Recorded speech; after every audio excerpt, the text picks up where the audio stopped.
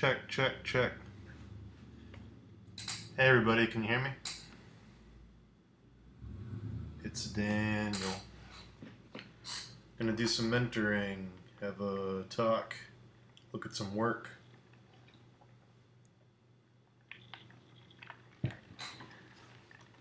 Hopefully everybody has a grand old time. We will see. So anyways, I'm gonna look at some Merlins.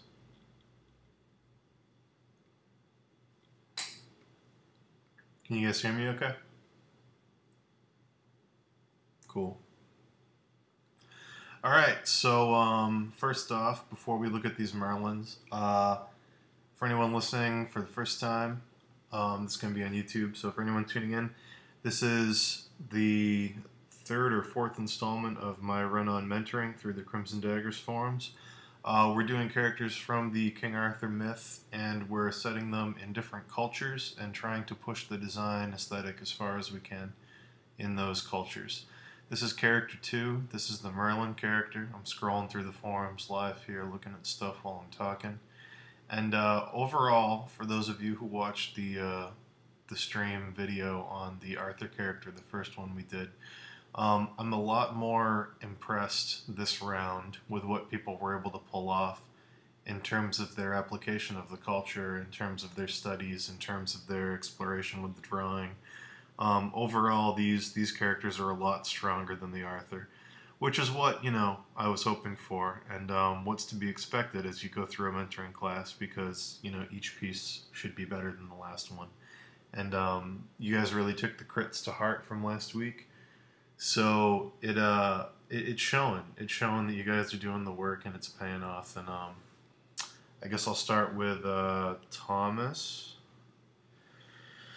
And I will look at your Merlin, and I've got everybody's work kind of over here in my preview. So let me cycle through some of this. Here we go. I was looking for your Merlins. Cool. Get these a little bit bigger. So one thing I had critted last time, Thomas, that you're running with this time, is that I wanted to see a lot more drawing, a lot more costume stuff before you settle on a final. I thought you were going to finish too early before, and you're definitely doing a lot more exploration with this, and I think it's paying off. I think I'm seeing a lot more of you really trying to find elements that are going to work best based on a bunch of different things, making a composite of good ideas. It's working well. So, one thing I know you did, you played off a Japanese myth, and you included the turtle that he's riding on. That's totally fine. Oh, and again, apologies for this stream if my voice is kind of weird and if I kind of sniffle and snort. I've got a cold coming on. But, yeah.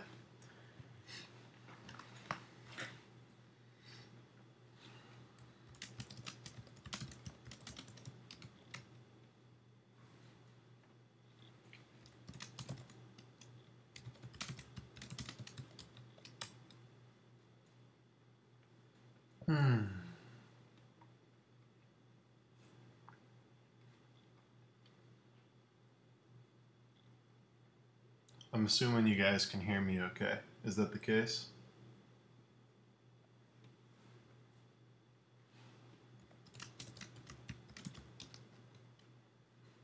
Alright, cool.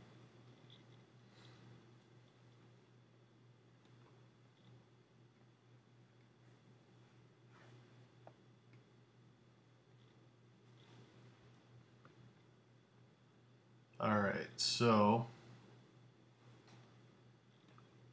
first thing I'm going to do, I'm going to give this design a little more breathing room.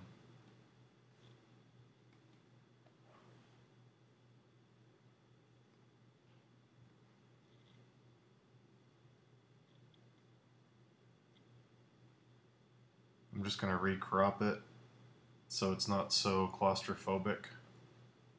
Right now, it's very, very kind of pushed to the edges.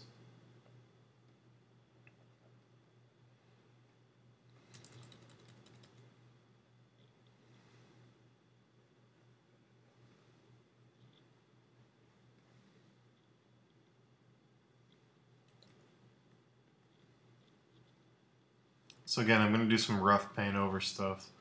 Nothing super polished. I don't want to spend a ton of time painting on stuff because again, you're going to run with some of the crit. You're going to ignore some parts of the crit. I just don't want to get too carried away polishing stuff because you know it's a critique. It's not me finishing the piece for you or anything, so might be a little blocky. It's going to be some quick stuff, but hopefully it reads well.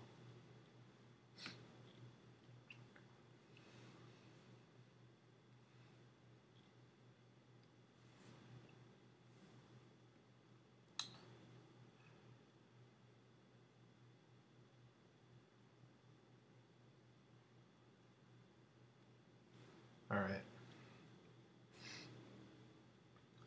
So one thing I like a lot about this Merlin character is you're playing with the smoke, which is something we had talked about and mentioned before. You're getting some cool interaction between those kind of wispy smoke lines and this very kind of stoic, flat kind of character. So the movement's really coming from the smoke. That's giving him the kind of magical quality you want.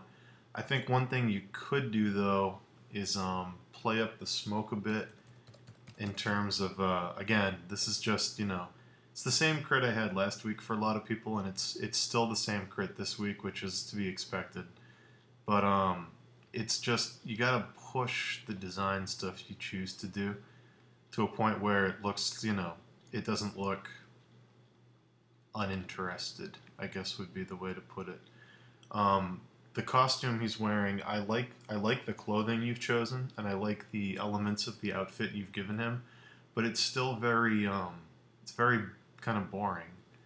It's like he's wearing these things, but there's no symbolism, there's no embroidery, there's no real use of design or pattern or it's Japanese clothing, and it's of the period, yes, but it's not going that extra mile to make it a really, powerful character design. It's not trying to be more than, the more than the obvious statement that it is. It's just like, yes, it's an old Japanese man, and he's riding a turtle, and he's got one of those staves. But that's okay. That's why we're doing this. And again, apologies if I'm a little off my game tonight as I crit these. I'm getting a little sick.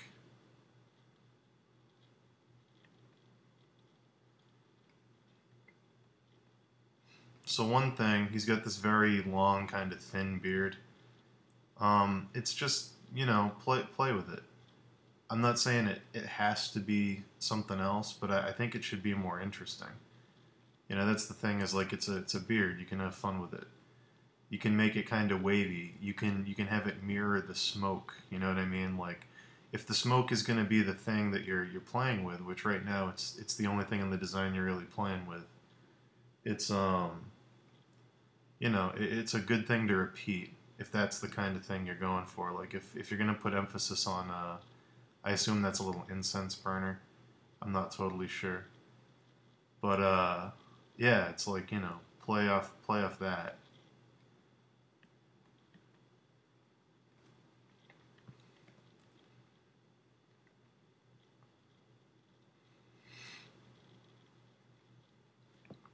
Another thing I'd do is I'd give him eyebrows that mirror that kind of mustache and beard, and I'd have them kind of, lengthy and kind of whimsical. Because again, keep in mind, he's supposed to be a human who's not really human. He's kind of half human. He's part, nature deity, part human. So he doesn't he doesn't want to look too ordinary. You want to give him some things that are kind of like, on second glance, the viewer is gonna be like, oh, that's kind of strange. He shouldn't look like the other characters really in a lineup. There needs to be some very whimsical stuff about him. And if not whimsical, if you're going for something a bit more serious, then it just needs to be otherworldly. It can be unsettling, it can be frightening, it can be, anything but boring. That's the thing, is anything but boring.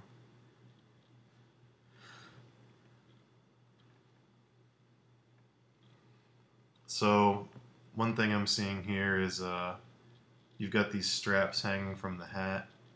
You can do some cool stuff with that. And again, this is just a suggestion, but I'm seeing these, they're not really overlapping the face at all. I feel like they could be a bit. I feel like you could do something with those to add some depth. Then you could have the eyebrows going behind them. And then, you could hang stones or coins or studs or little talismans. This kind of stuff was common, especially with monks. These are often associated with death there too, kind of otherworldly stuff. This kind of veil of talismans or veil of coins.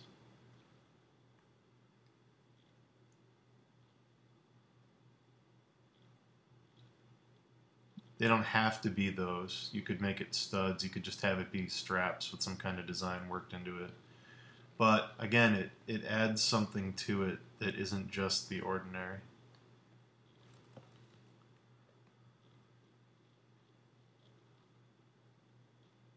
I'm going to drop the brim of the hat a bit. It felt a little too high. It was exposing a little too much of the forehead.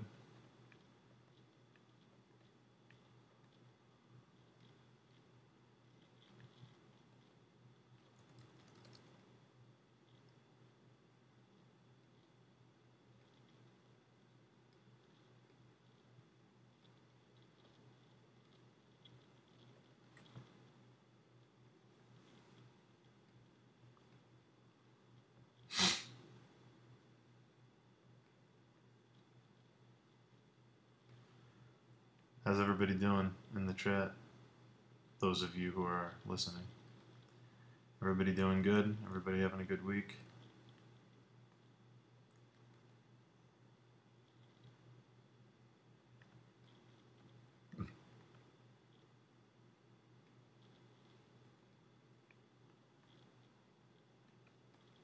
I hope you're having a great time.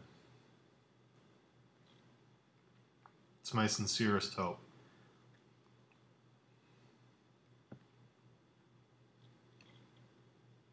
So one thing you did, I didn't mention, but one thing you did I really liked in your sketches that didn't come across in this whip. You were adding this kind of motion. I mean, the reason I made the beard wispy is because I missed that motion you had here, where it was kind of blowing to the side. I understand why you got rid of that, but that motion in the beard was really nice. It was a cool little thing to have. It added a lot of character to him. It really added a cool little dynamic thing to the beard that made it kind of original.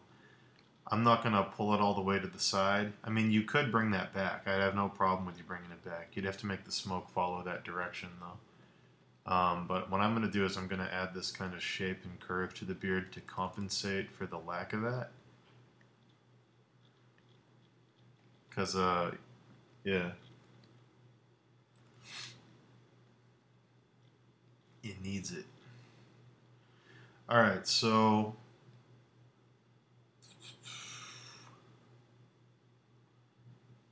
Is this supposed to be like clay pots? Is this one of those necklaces with like the clay balls that are hanging on it? Or is this a necklace with those flat metal talismans? I'm not sure which one it is.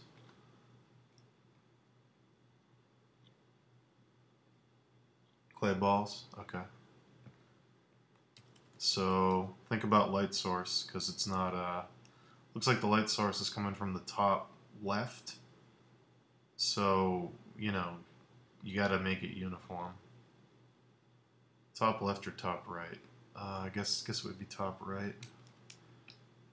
They're just really dark. That's the thing I'm trying to say.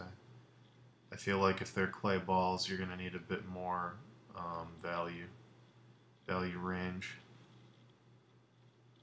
Even if they're painted, having them just be black is a little strange. And then one thing that's strange is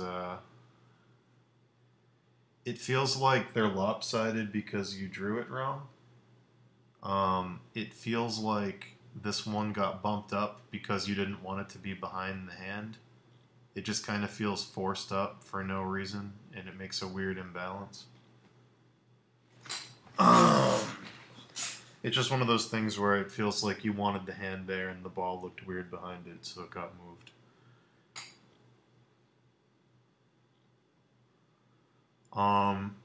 One thing I like this sketch right here. I think I'm gonna go back to that. I'm gonna try it at least. Let's see how this looks if I go back to your other sketch quickly. You're saying, yeah, those were just filler? Okay, well, I'm glad you said that, because it saves me the trouble of saying it.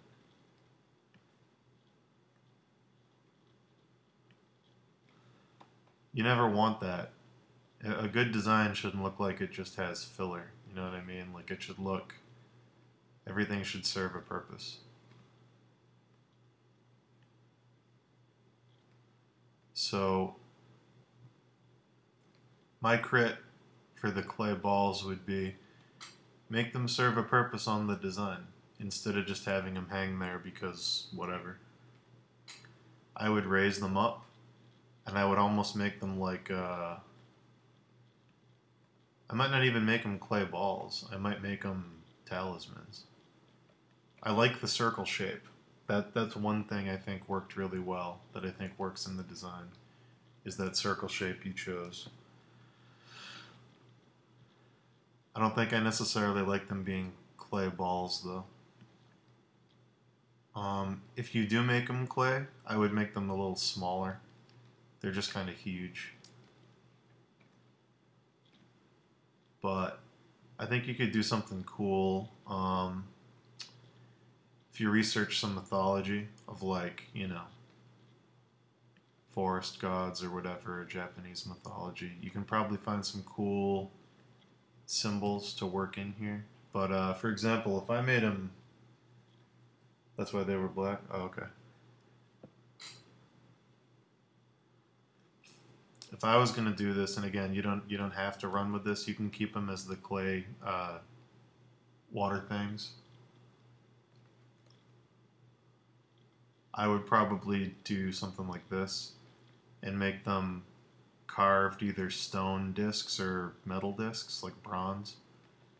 But I know that you can find some cool patterns, faces of deities and stuff.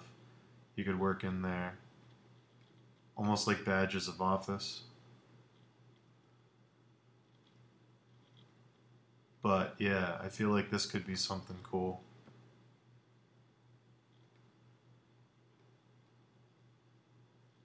You can find some Japanese design to reinforce these. I'm just scribbling right now.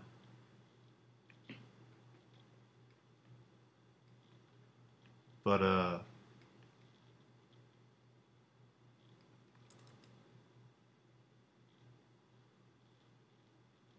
gonna add some quick light. But yeah, it's like this would be a cool opportunity to add some flavor to the character. Something unique for the viewer to look at and go, oh. Oh.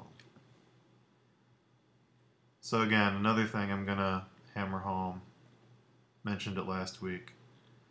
If you're gonna give them robes, give it some trim, brah. Give it some trim. Give it some design.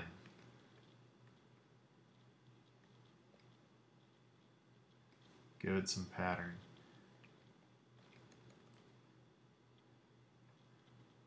And again, I'm just going to scribble. I don't want to spend tons of time doing this, but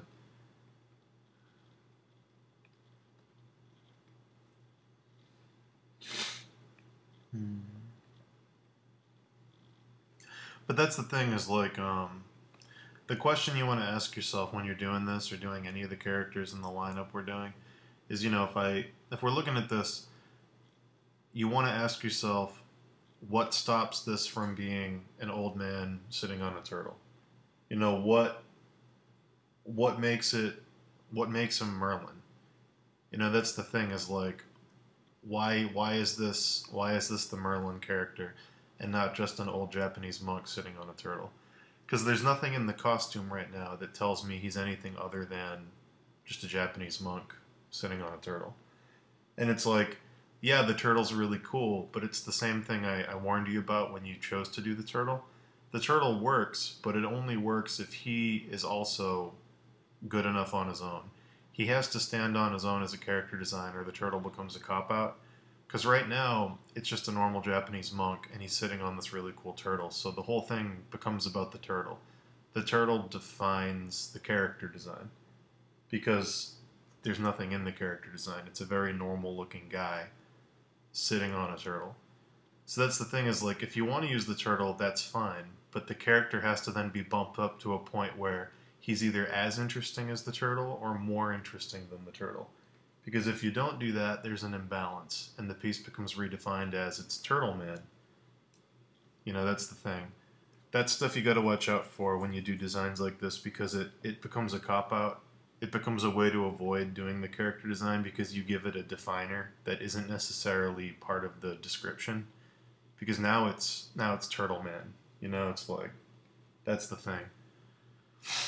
That turtle could be a really cool accent to the character, but you'd have to design the character first and do the turtle second. You jumped right to turtle in your first set of sketches and you decided he was going to be a guy on a turtle, and that's fine, but it never got pushed as a character design to a point where the turtle became an accent. He shouldn't be accenting the mount. The mount should be accenting him. But yeah. And I see you're saying in the chat, like, yeah, I didn't want him to look so grand because he's supposed to be nature and wild and stuff. And it's like, yeah, that's true, but he's also supposed to be a demigod. And he's also supposed to be, like, this kind of holy figure. Not holy in the Christian sense, but he's, like, you know, this magical guy who does these amazing things and basically performs miracles. He's a kingmaker. He's part of the royal court. He's either a high shaman, or he's a wizard, or he's the leader of some kind of Celtic tribe. Every iteration of the Merlin character puts him in some kind of lofty position of power. So even though he's not a character centered on power, he has to look the part, you know what I mean? So just because he lives in the woods doesn't mean he can't have really cool design. It doesn't mean he can't have, you know, carved wood plates hanging around his neck. It doesn't mean he can't have, you know, stuff woven into his fabric that looks really cool. Because, you know, he still has access to all that stuff. I mean, yes, character design should be practical, and yes, a guy living in the woods isn't going to necessarily have access to, like, you know, gold filigree and, you know, rubies and all these crazy things that you might find on a different kind of setting. But that doesn't mean you're allowed to make him a mundane character. Just because he's a guy that's of nature and he lives in the woods, that's not a get-out-of-jail-free card on the design. You have to find ways to push it, to reinforce it. So, you know, one thing you could do, looking at this, let's see. So, this is where I kind of go on the offensive. And again, not trying to be mean, just trying to help. So if I say, like I just did, the character seems kind of mundane, and your reaction is, well, I didn't want him to look grand because he lives in the woods, then my question back to you is, if he's of the woods and he's of nature, then why didn't you incorporate nature themes into the design? If your defense to my critique is going to be, well, yeah, but he lives in the woods and he's of nature, I don't see any hints towards nature anywhere on this character. I don't see any leaves. I don't see any roots. I don't see woven clothing he made himself, maybe out of grass. I don't see anything to tell me he lives in the woods. So that's the thing, is like, if that's your defense, it has to hold its own. You gotta think about this stuff. Because that's the thing, it's like, yes, a guy who lives in the woods shouldn't be grand and, like, crazy looking. But at the same time, he should look like he lives in the woods, if that's gonna, that's gonna be how you define it. Stuff you gotta consider.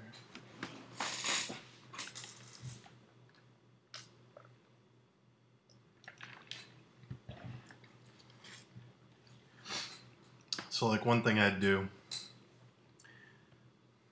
I'd make the staff less regular. I'd do the obvious thing and make it like,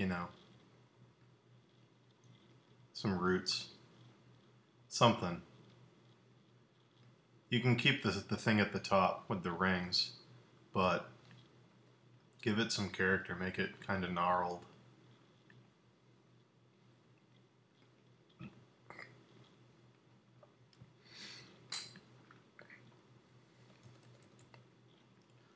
Vines growing on it could work too.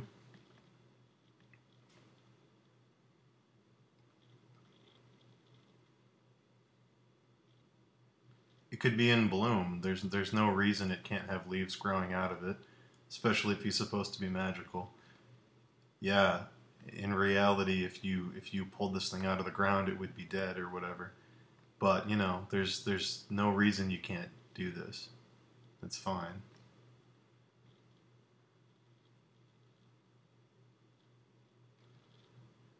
I would make it probably look like ivy, three-leaved vine plant.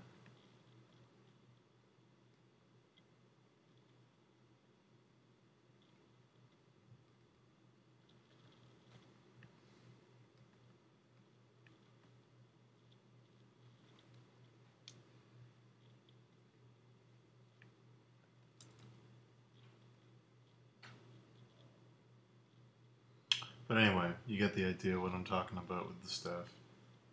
I would push the staff. I don't think it's necessarily done.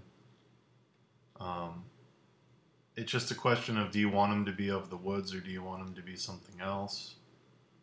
That's the thing, is like, right now it looks like half of the math problem, because with a design like this, I know you want it to be the woodland kind of shaman guy, and you want it to be the Japanese monk thing from reality. So you're trying to do the equation of the realistic reference plus the fantasy, but you haven't added it yet. You haven't done the math problem. You haven't added the fantasy to it. So right now, this is a vehicle that can go in any direction. You could make it the woodland guy. You could make it a courtier. You could make it, some demigod. It's not. It doesn't have any like qualifiers yet in terms of what direction it's going in. So if you don't want to make it the woods, you don't have to. There's not. You don't have to erase anything because there's nothing there yet. So if you want it to be something else and you don't think the woods is working as I paint it, that's fine. Just decide what it's going to be.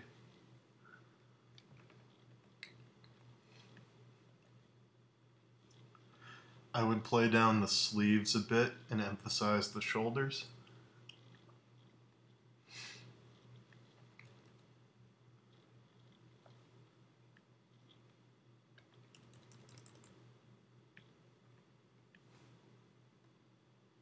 Or at least that sleeve. Doesn't have to be both of them, but that one had to be played down a bit.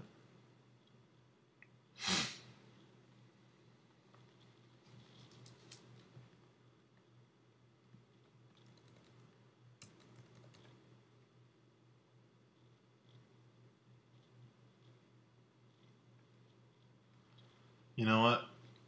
I'm going to erase the ivy staff thing because I want to go with a central motif.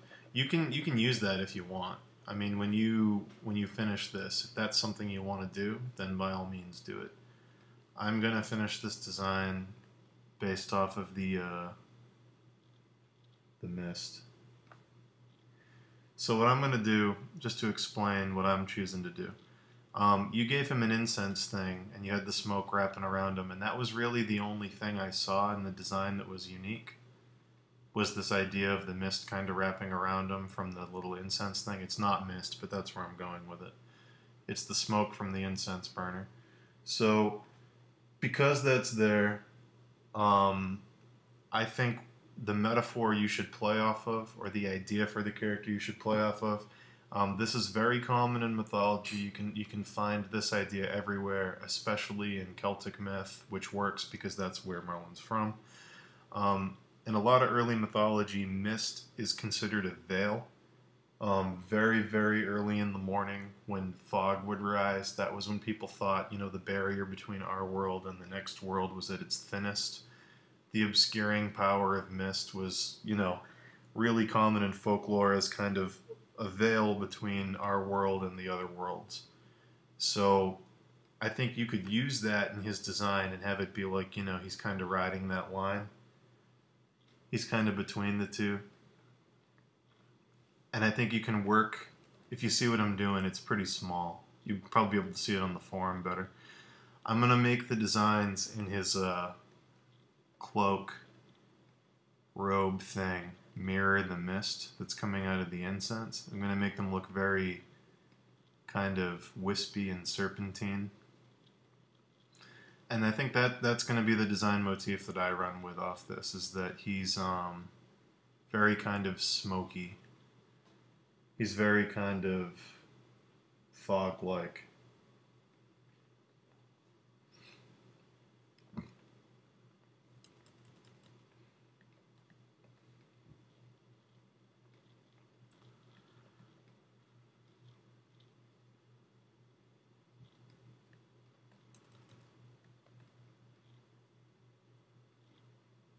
And again, that works with the beard.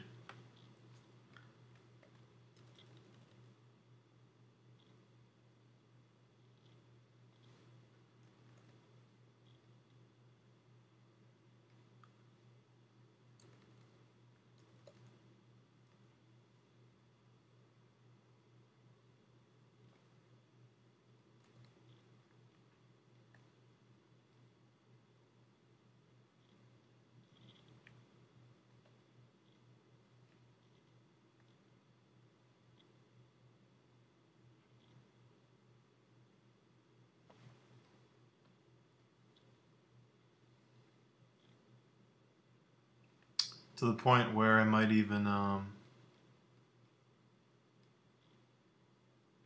yeah, I think I'm going to do this. I'm going to give him a second incense burner hanging from his staff.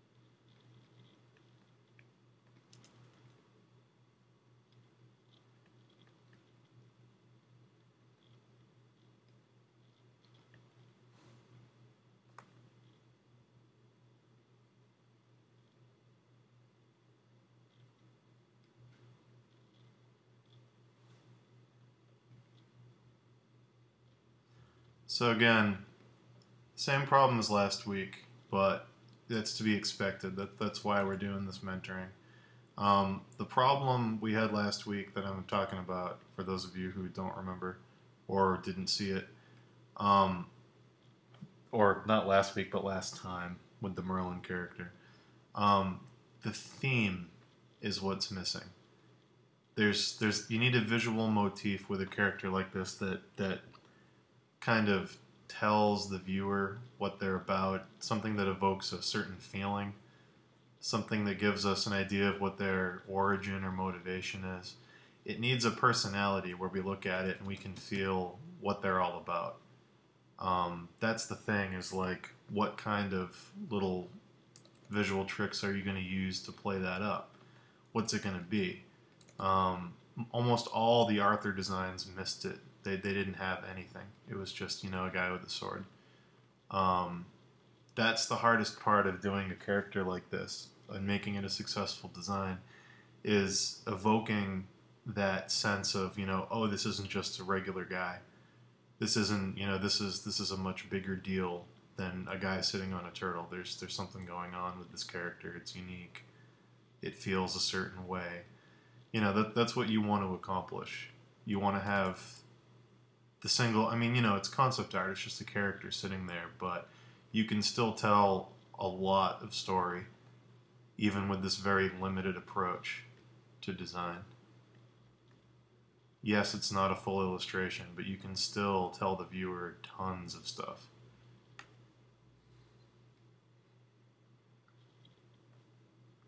So, what I'm going to go with, because, the character design you gave was very much just a monk, let's push it more towards he's a mystic. Let's push it more towards, it feels like a monk, but you can tell that he's like a fortune teller, or he reads the smoke, he predicts, he sees through the veil kind of thing. Let's give him that really kind of mystic quality.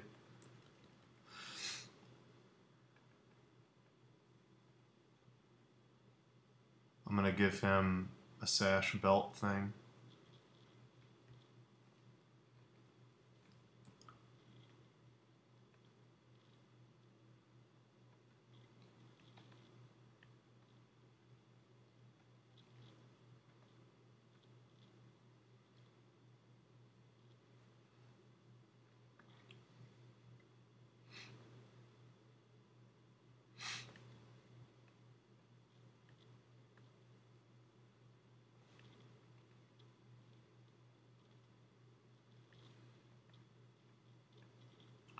And on the sash belt, to play up your monk idea from the original, now that I've given him these plates with designs etched into them, which I think work pretty well with this, I'm going to take the idea you had for the clay things, and again, you can turn this back into those clay water pouch things. That's fine. I'm going to give him kind of large, kind of clay beads down here that are going to wrap around the waist over that wrap cloth. And again, you can work some design into those if you want to, or you can make them bigger and fewer and turn them into little clay water holder things. I don't know the names of them.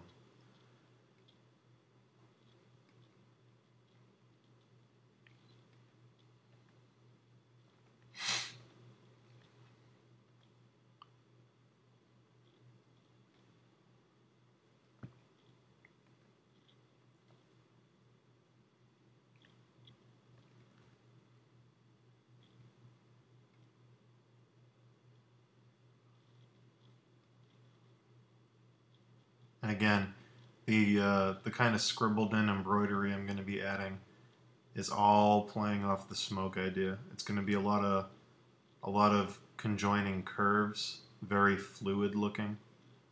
I think that's the kind of stuff it's going to need. You wanna really echo what the smoke is doing coming out of the incense burner. You want to echo those shapes in the embroidery. I think that's what's going to make this a very harmonious kind of design. You don't want to introduce any jagged shapes really anywhere.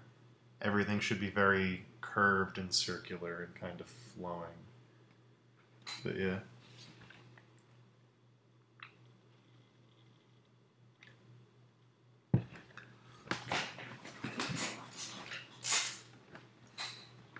You don't want any jagged shapes in here to interrupt that. So again, as douchey as this sounds, it's true, so I gotta say it. Think about the image in other terms other than strictly the visual. When you're doing a character like this, when it's all about the curvy lines and the flow and stuff, you know, it's supposed to look very musical. That's the thing, is like you want it to, everything kind of wants to carry into the next thing. You don't want anything to kind of interrupt the beat, if you know what I mean. Everything should be kind of flowing and nice in this kind of mystic design of this character. So I'm not going to be introducing like big triangles anywhere or like lightning bolt shapes. You know, like nothing like that should factor into it at any point, because it's going to interrupt that very kind of musical flow you have with all these wispy designs.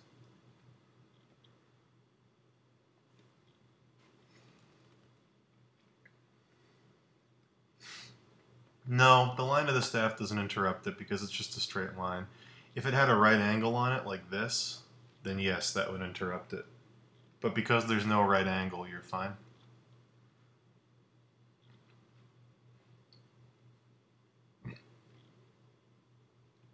Basically, you don't want anything to have an edge. No sharp edges.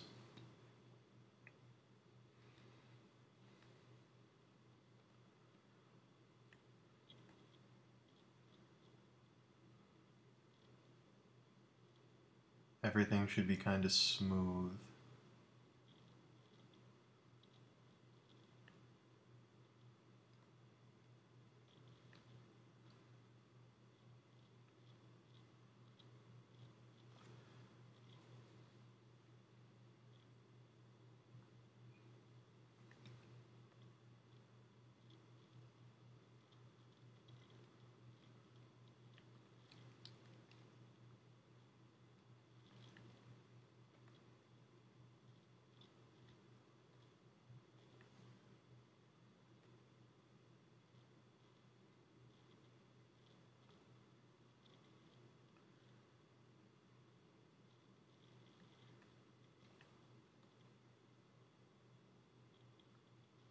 So if you get any questions in the chat, feel free to ask. If there's something I can answer or help with, I'll be happy to try and do that. Right now, I'm just going to finish this quick paint over of what I think you should do to push it, and then I'm going to move on to the next one.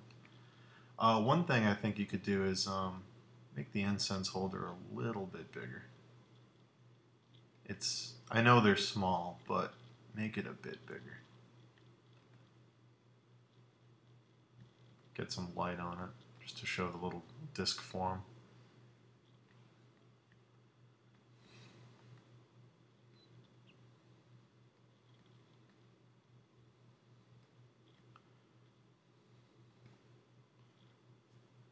Yeah, I'm going to do the tortoise last, because he needs to be more than just a tortoise. He needs to be as magical as your wizard.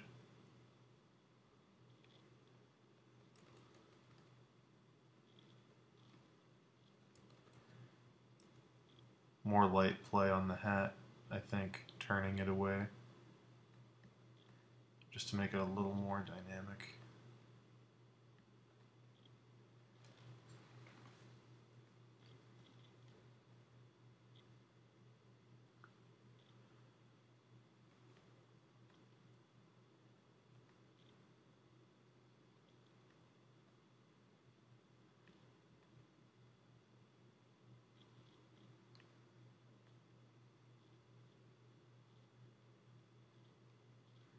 Some more folds in the cloth wouldn't hurt, just to get some shadows in there and break up the flatness a bit.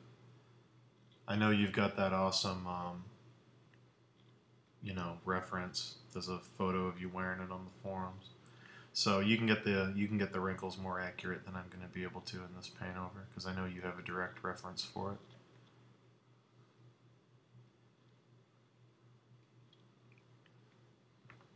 But yeah, I mean, I think I'm pretty much done with the character. I don't think you need to, again, like you said, you shouldn't be too complicated because of the approach you're taking. So I think just working in some sensible design, that's really all he's gonna need.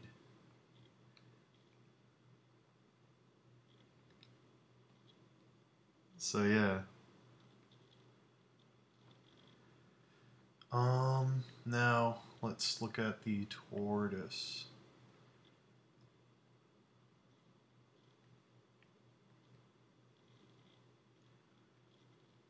I might widen the hat just a tiny bit. I think the hat's going to be kind of a mirrored shape for the tortoise shell. It's not round like the tortoise shell, but it's kind of tapered in a similar way. So I think widening it a bit to play up that little relationship might help.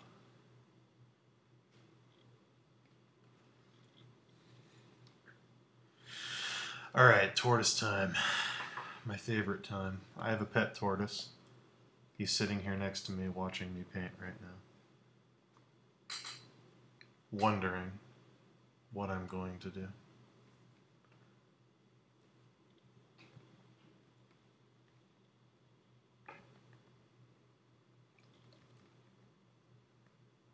I like the tiny eyes.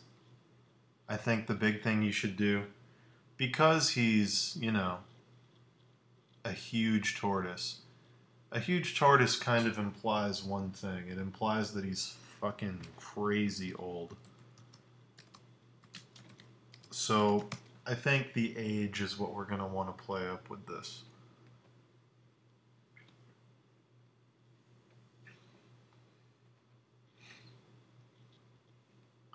There's another thing I think we might want to do too. Alright, so let me grab this reference. And let me grab this. I got an idea.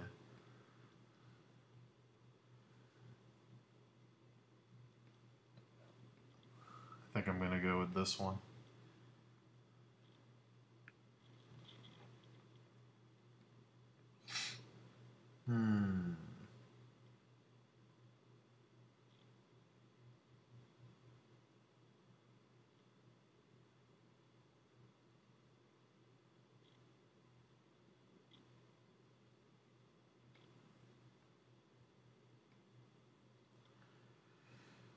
Kai Tran is asking, no offense, Thomas, I think your design looks nice, but Dan, is it okay to put incense in the design if it doesn't make sense going by the use of incense in Asian culture?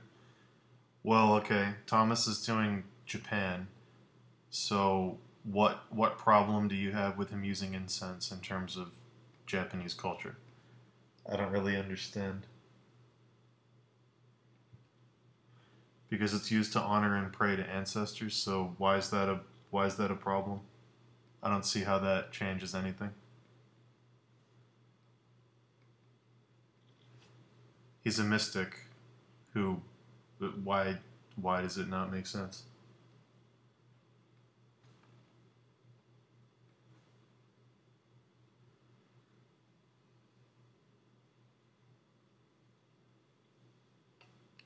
Alright, so with the tortoise, here's the thing with the tortoise. He doesn't have enough of a character. And there's one thing I think you can do with him, and it's with the tortoise's neck. And before anyone says it, I know tortoises' necks are phallic, no matter what. So there's nothing you can do. It's gonna be phallic. There you go.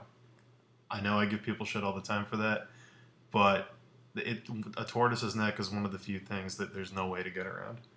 So one thing that I'm going to show you in red real quick, because I want to address it. One thing that's weird about the tortoise right now is you have this uninterrupted line right here, and then you have the curve of his head, which there's a tension here. It's almost a tangent. The curve of the head and the curve of the shell are kind of bumping against each other. It's making this weird little tension area right there. You see what I mean? It feels like that head should be farther out because these two lines are right next to each other. It's making it tense. So I'm going to break it. And I'm going to make this tortoise silly. Because, not, you know, laugh silly, but I'm going to give him some comical character. Because I feel like he should have it.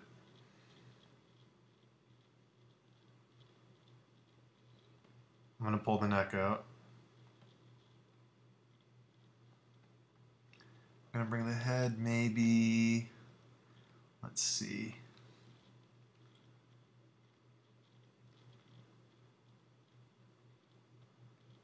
Maybe here.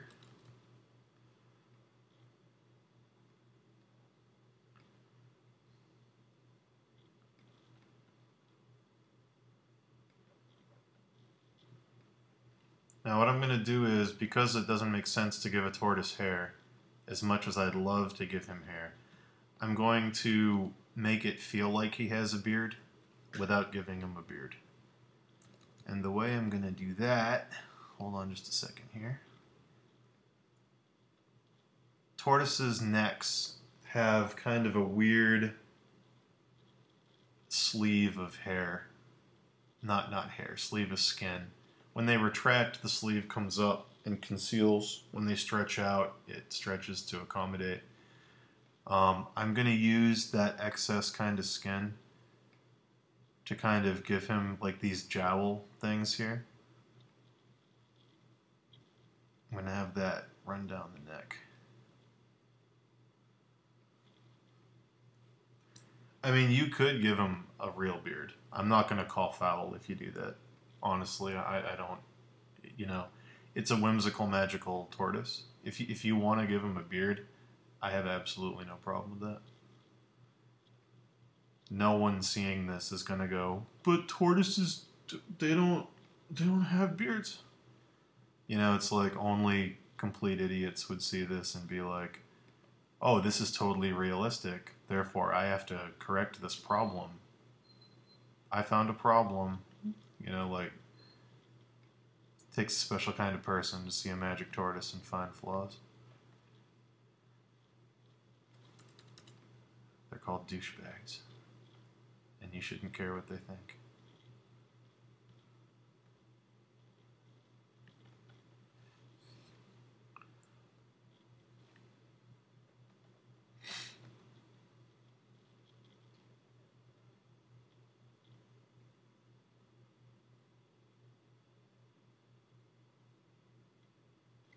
Yeah, but Kytran, the thing you not seem to be getting, you're saying like, you know, incense is only lit at shrines because it's used to honor ancestors, and it's, you know, people didn't just light it because. The thing I don't think you're really understanding is that he represents right now a portable shrine. That's, you know, that's like what he is. He's kneeling on his tortoise at all times. You could even put a little praying carpet under his knees if you wanted to on the tortoise. You know, like, he is the shrine. That's the thing, is like, he's the embodiment of the entire idea of a shrine, and it goes with him. That's the whole thing, is that whole aesthetic. That's why I put the stone carving discs on him and stuff like that. He's a portable version of a very large thing, which is that whole culture of the monastic Japanese elder dudes.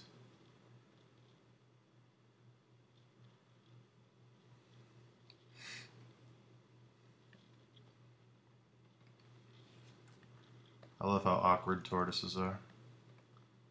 It's the best.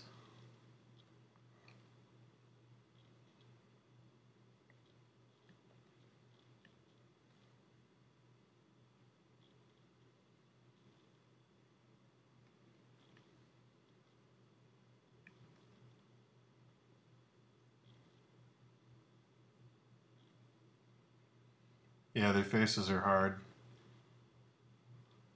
I want you to make them look kind of awkward and funny, though.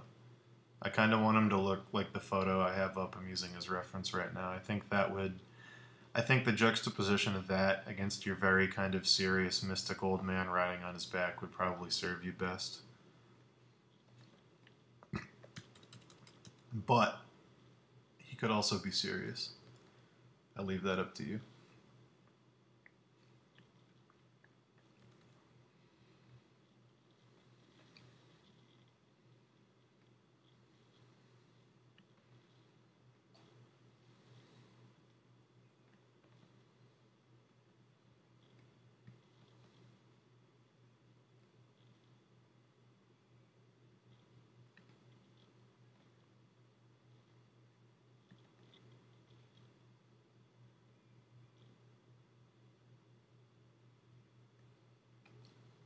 The dead talk through him.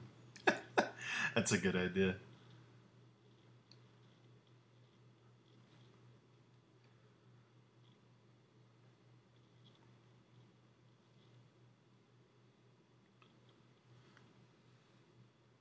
What if we give the tortoise a third eye so he can see into the dead world? No, just kidding. I didn't mean it. Don't do that.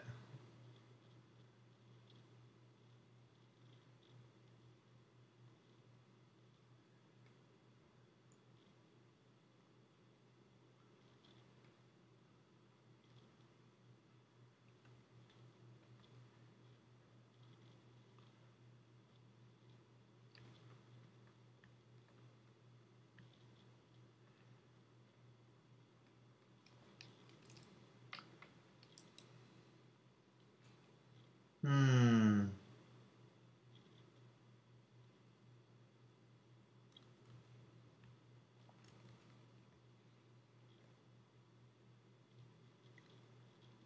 Anybody know what we're doing right now? It's called personification. And that's what you need to do to this tortoise. You need to give him some human elements to make people who look at him go, "Aww."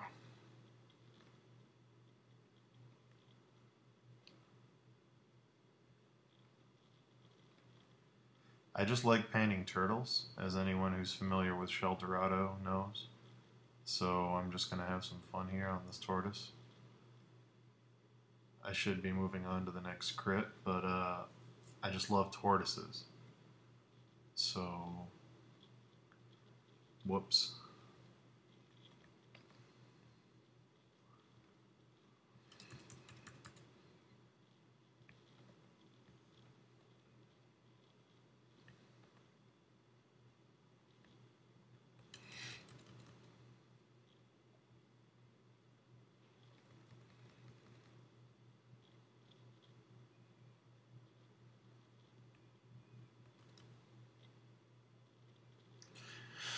Alright, I guess I'll stop.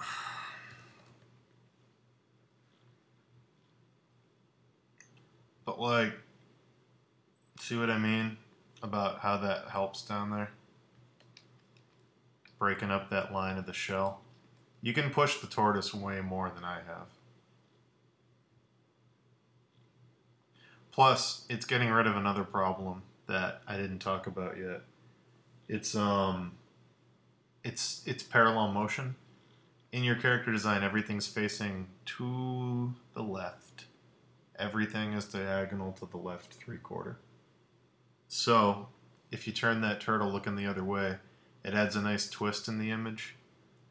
Not everything's pointing the same direction anymore.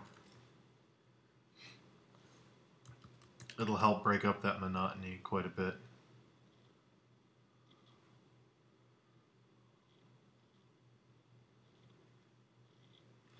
And then the last thing I think you could do, you can make the tortoise as magical and whimsical as you want. You can make it, bearded. You can carve things into the shell. You could easily carve some Japanese characters into the shell, some kind of ceremonial stuff. That's a cool way to kind of tie him into the whole idea of a portable shrine. I'll just etch some stuff in real fast. That could be a cool way to make him look real interesting. I'm just scribbling, but yeah. And then I think you should add his tail curving around in the back. That's one thing I'm kind of missing right now, is that he kind of ends in a stump, and I feel like his little stubby tail back here could be a big help to that very sudden kind of end.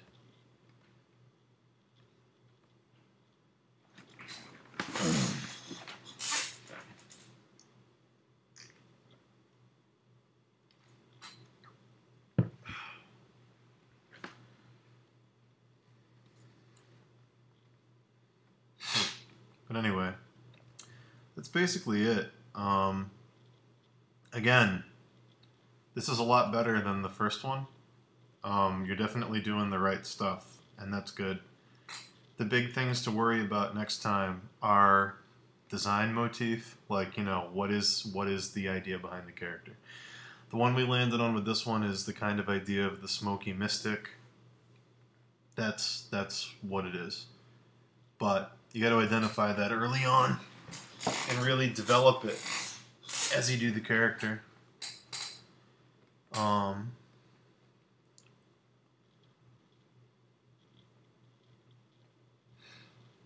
That is tough to do, I know.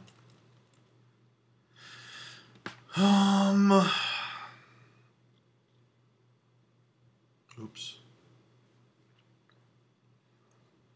But yeah.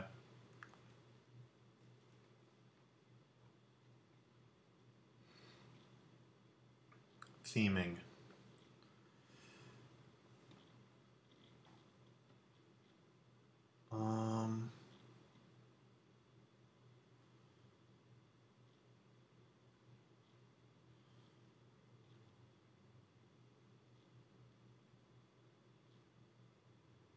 Some more I want to do. I don't think so.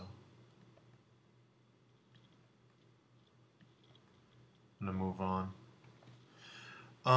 Okay. Save it. Layer. Image. Oh, actually.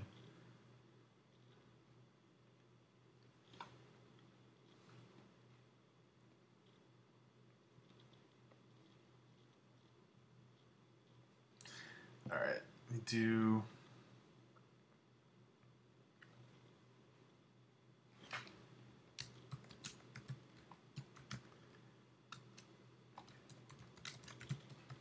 Mentoring Thomas Merlin.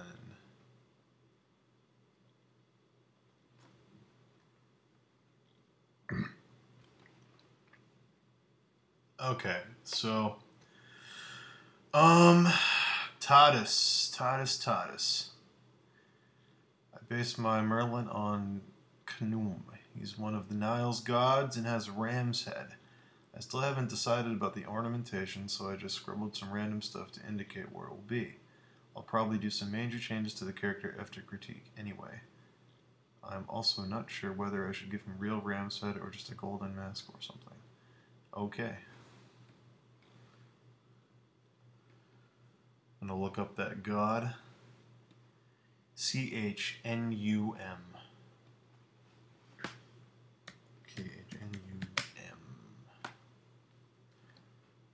Let's do it.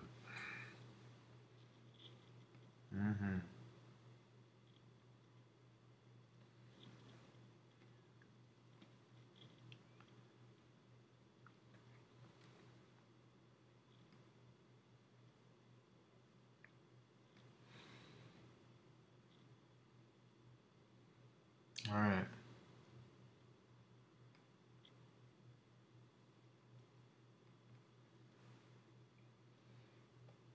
Okay.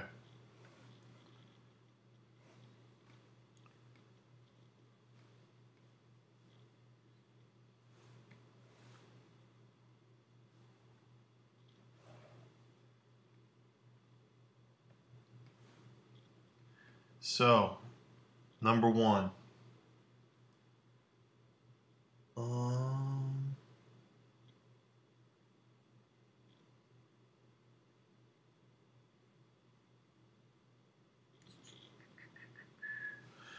All right.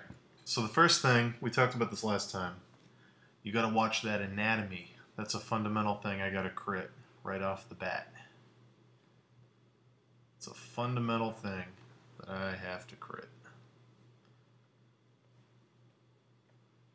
So the pose is cool. You got to watch the proportion though. So you want, you know, thicker legs, definitely.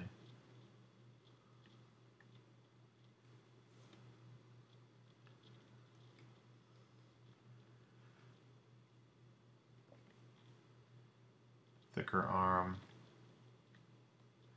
And again, I'm not gonna, well, I'm gonna fix a few things on the anatomy, but you just need to do more anatomy studies. That's the bottom line. The arm coming out straight like that doesn't really work. It would work better if it was bent.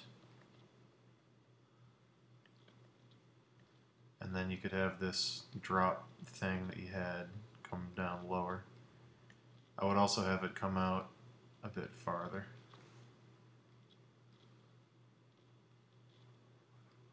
Overall, this is a much stronger design than your first one, your Arthur Pharaoh with the Osiris helmet. There's a lot more going on. There's a lot more things to play with in this design. You definitely put more thought into it, and I can see that the critique last week paid off. So that's good. That's what we want to see. So yeah. But again, the same things I said last week are the things I'm going to say this week. The anatomy and proportion is making the design kind of a clusterfuck. You got to watch out for that. Anatomy, anatomy, anatomy. You know, the best design without anatomy looks like a mess, and the best anatomy without a design looks boring. So you got to find that balance between the two. You can be a great person at life drawing. You can be the best, but if you have no design sense, it doesn't matter. And you can be fantastic at design and have no idea how to draw the human body, and you're just as fucked. You know, both of those are major Achilles heels in concept art, and they're easily the two things that trump most people that want to get into this as a job. I'd say they're easily the most common things that are wrong with a portfolio. It's either there's no fundamental ability, which is the anatomy, or there's no design ability, which is everything's boring. Other things can go wrong too, but those are easily the most common. So you can see what I'm starting to do to add some balance and weight to this character. Dropping down this back arm to fit where the shoulder is. Because the thing I want you to keep in mind, if I shut off what I just did and I grab a red pen,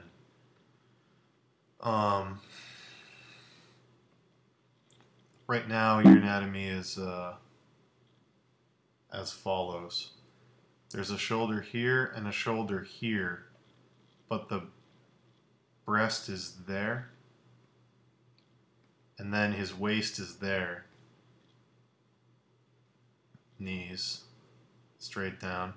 If this knee is, see, if this leg's bent and this leg is straight, the feet's heels shouldn't be on the same exact level. This one should be significantly lower, because as you bend your leg up, it ascends. You know what I mean? So that has to come down. This arm should have a little more punch if it's coming forward.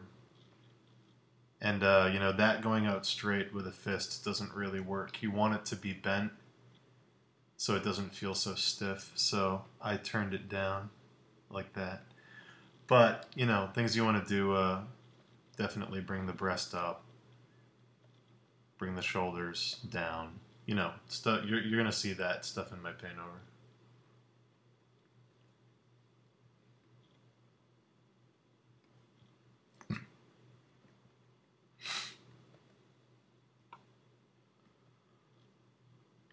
By the way, I fall into the anatomy camp as well. I can do design. I'm very bad fundamentally with anatomy and color. So, you know, everybody gravitates towards one side of it. You're never going to see anyone who's both all the time. Even pros aren't both all the time. They're usually more one than the other, even if they're really good at both, because there are people who are really, really good at both. But you can always tell that they're on one side more than the other. There's really, really good fundamental anatomy people, and there's really, really good designers. And even if you can do both, there's one you can do way better than the other one.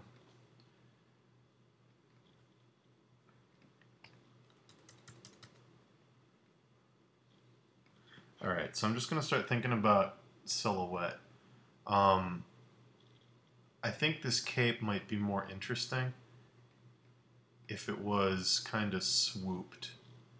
Like, right now it's a square cape that's hanging in a square. I think if you had it more of like a circle cape,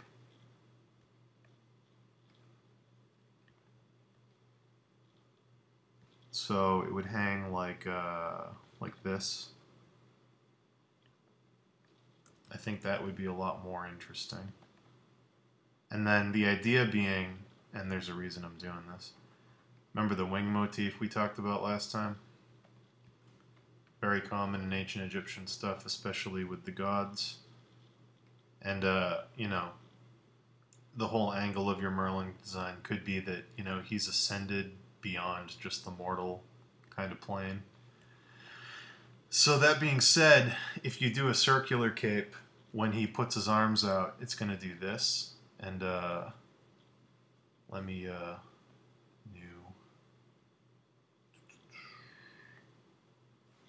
just show you here.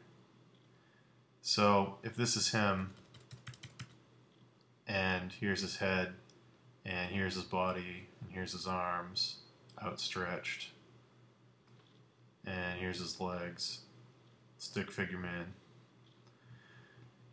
If his cape's circular and it hangs like this, then when he stretches his arms out, it looks like bird's wings. And you can use a radial design inside to make it look like wings. If it's just a square, it's kind of boring, you know what I mean? It's a missed opportunity.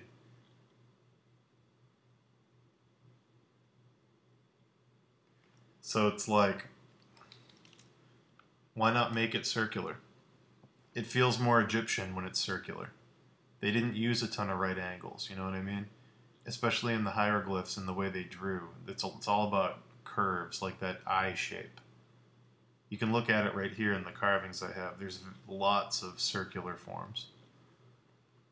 So I'm going to give them that. And I might even... yeah, you know what? I think I'm going to change the arm. Bear with me in case this doesn't work. I'm going to try it though.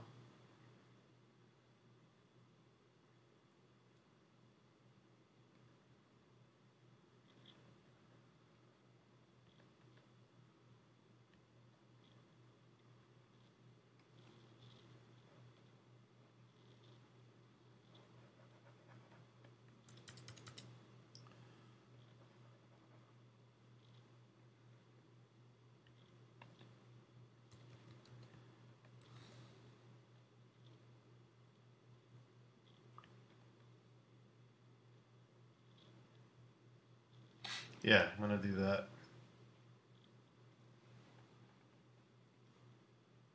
Doesn't have to be exactly that, but I think something like that might be better served.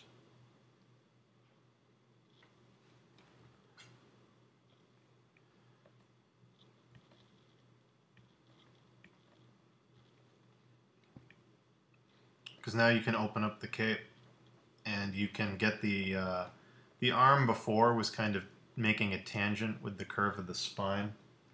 It was like pressed up against the body, but the arm wasn't really overlapping the body, and you had this weird thing. Hopefully you'll see what I'm talking about if I turn this back on.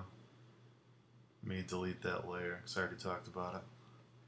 But you have this weird thing going on where you've got diagonal line number 1, and then the leg goes up and makes diagonal line number 2, and then you've got this leg in the cape and it makes diagonal line number 3, and everything's just kind of pushed up and to the right. Everything's very much that way. I mean, this is here to try and balance it, but so much of it's pushing up that it doesn't really do it.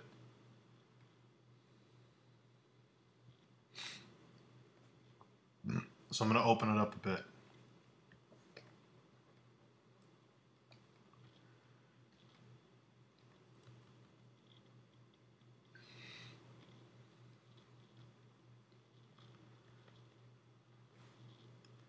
And hopefully you'll see what I mean.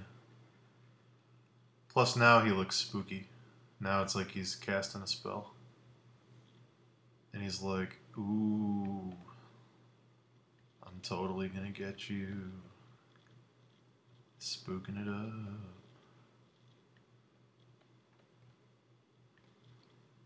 But yeah, that's what you want.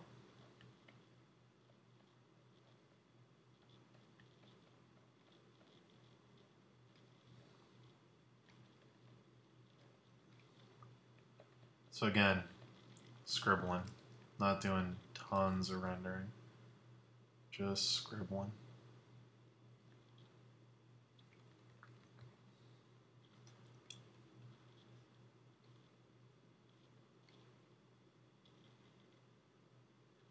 I'm going to use the ram horn motif in the carving of the gauntlets.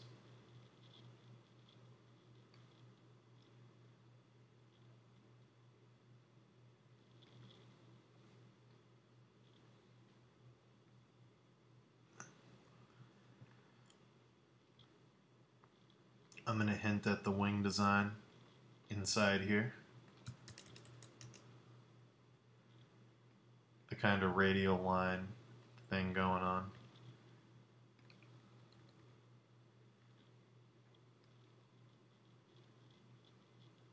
Get some triangle action in there, down at the bottom.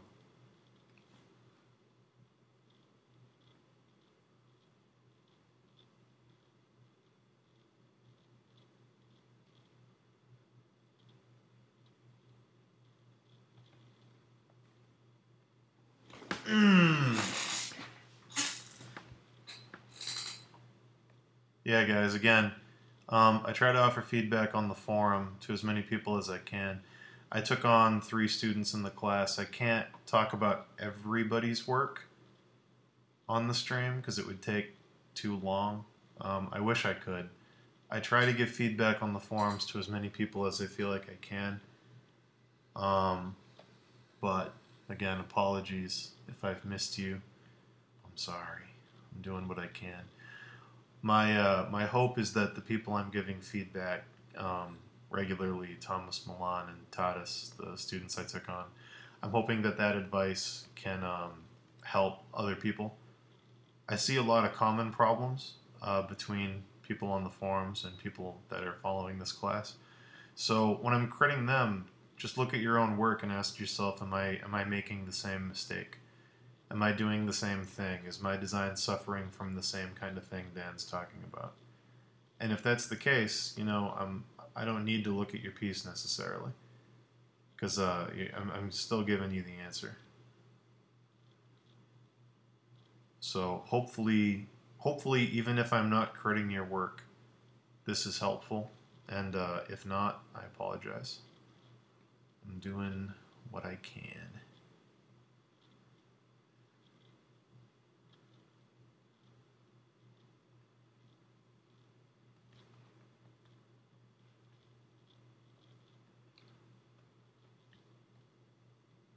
So anyway,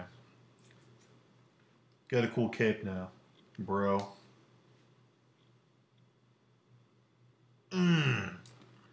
Sorry, my neck's killing me.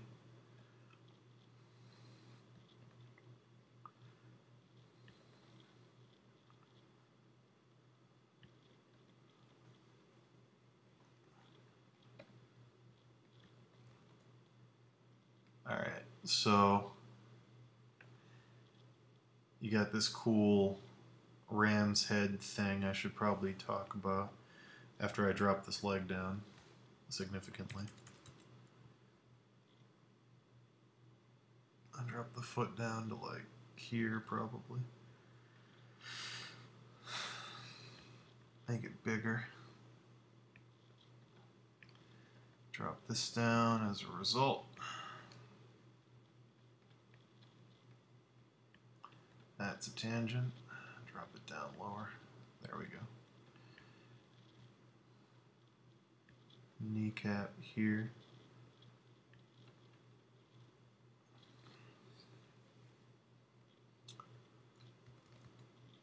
I'm going to have some metal wrap around like that. Again, the curve of that horn is going to be repeated all over the place on here. So like that little curve of metal wrapping around the leg is the same kind of form.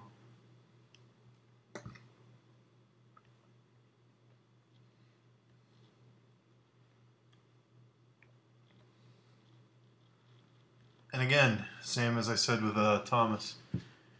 Um, much stronger design this week than last week. A few of the same problems are resurfacing, but, you know, especially in art, the problems we have are like weeds, kind of. They're kind of perennial. They always kind of come back in one way or another. They never totally go away. I mean, over time they do. You can study them away, but it takes a long time, really long time. So you'll make the same mistakes over and over and over again for a while, but the key to getting rid of them is identifying them and seeing them for what they are. Once you start seeing the mistakes and in your work before I tell them that they're there, once you start seeing them on your own, that's the first step towards getting rid of them permanently. So as long as you're identifying the problems, you're on the right track.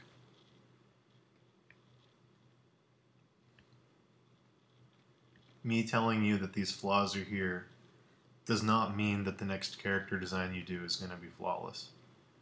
It's quite the opposite. But it does mean that you can see the problems for what they are and slowly get on a track towards eliminating them completely.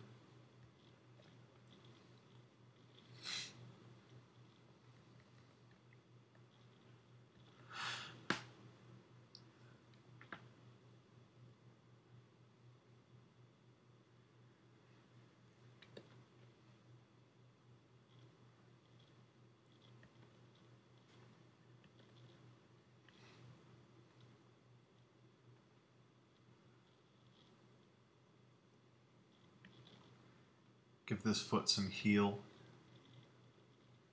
and widen it out a bit. Do some studies of feet, how feet plant themselves on the ground. It's one of the things that people study the least. Feet kind of get the shaft, hands get all the glory. People study hands constantly. Barely anyone studies feet. And they're incredibly important in concept art because concept art is essentially a character standing alone on a page looking cool. And if the way he's connected to the, idea of a ground isn't there, then everything else becomes unbalanced as a result. The way the feet plant on the page carries the rest of the design. So in a way, they're actually the most powerful thing there, the most important thing there. If you fuck them up, everything else on top of it falls apart. It's like having a bad foundation on a house. Everything else gets weak as a result.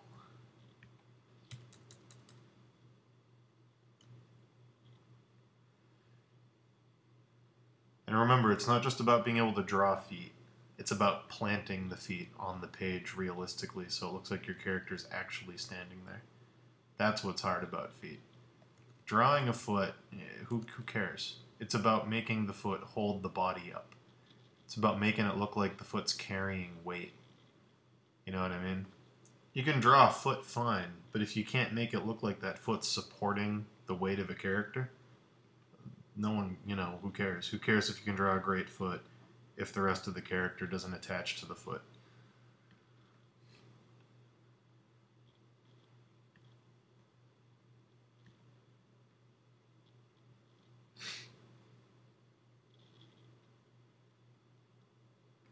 I'm not really looking for work unless there's something really crazy that you know about that I might be interested in. I've got plenty of work between. Well, I can't talk about some of it, but I've got enough. But if there's something really cool, then yeah, I'd love to at least take a look.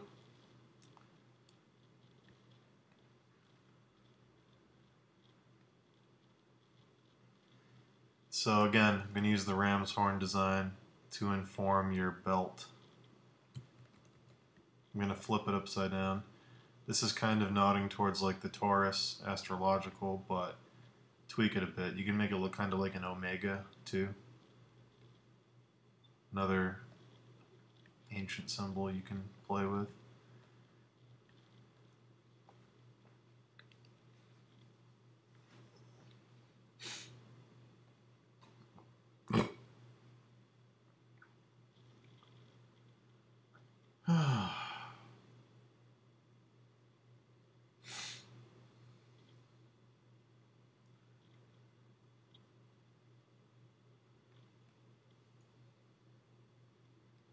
Thanks, Anne-Marie.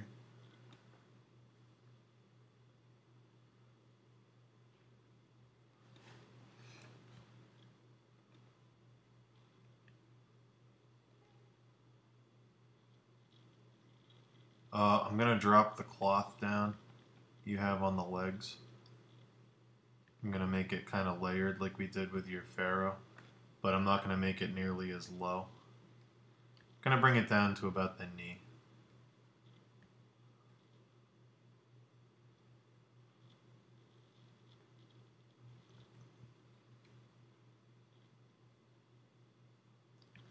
Sleep tight, Anne-Marie.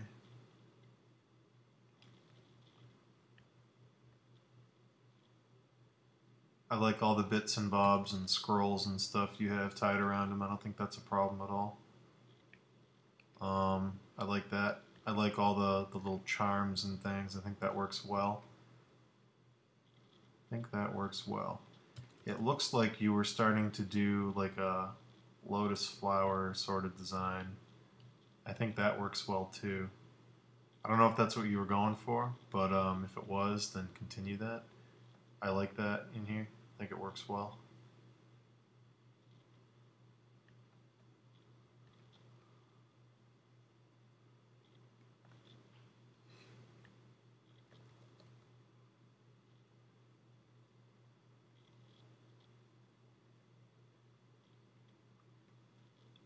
That weird Egyptian shoulder armor thing. Gotta bring that up over that new shoulder now that I've changed the head. Changed the arm. So wrapping it up around there.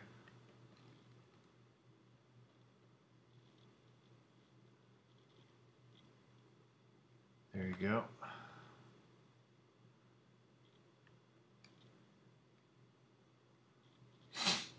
Cross belt works well. I'm not going to fault it. Just make sure it's got a purpose.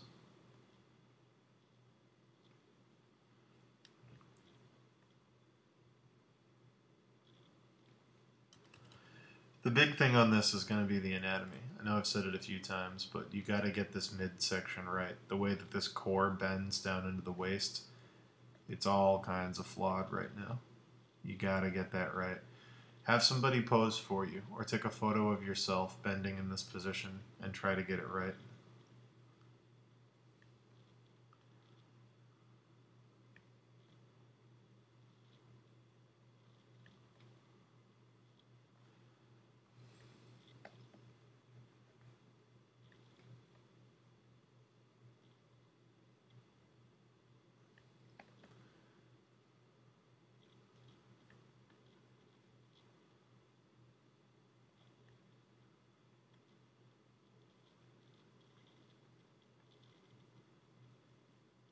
I'm going to hang some cloth from this.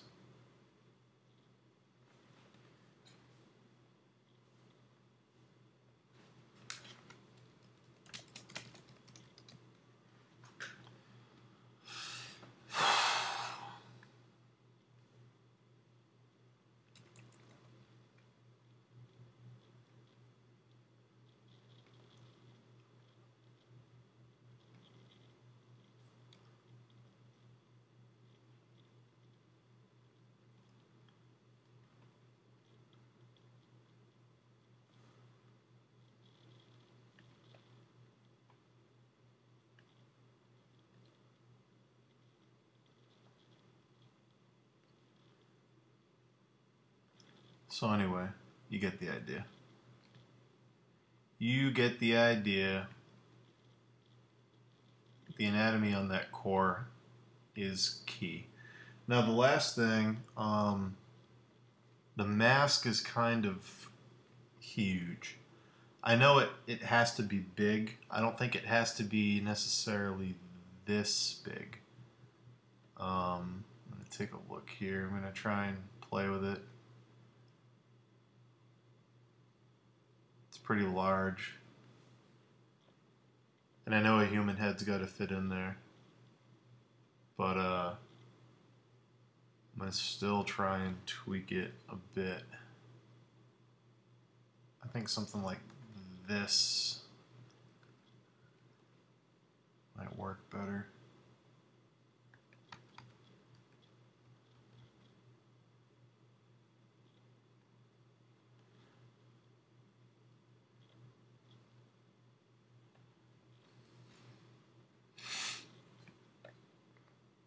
Alright, so now I want that nice curve of the horn. Now, one thing I'm seeing on here, on both of these, is that he has two sets of horns. I'm seeing one that either curves up or curves down, and then a second one that curves out. So I think a big missed opportunity in your design is having this bottom horn. I think that will really bring some interest to the face. So I'm going to add that. And then I'm going to play up these top horns a bit. Now, one thing about the top horns I got to call foul on, and again, this is tough to fix, so I understand. They're not working in perspective. They're kind of flat right now. You have the head turned almost totally in profile. It's like between 3/4 and profile. But, yeah, you got to make sure that those are working right.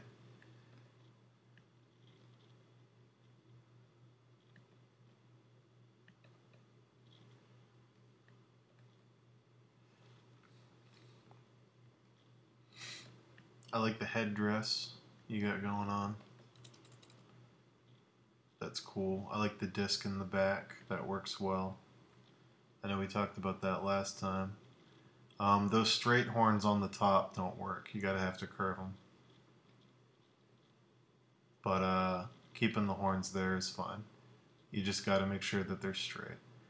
One thing I don't see anywhere on this character in any of the hieroglyphs or any of the papyrus is a lot of straight lines. I really don't see them like anywhere. Unless we're talking about his hanging part of the headdress. That's really the only place I see them.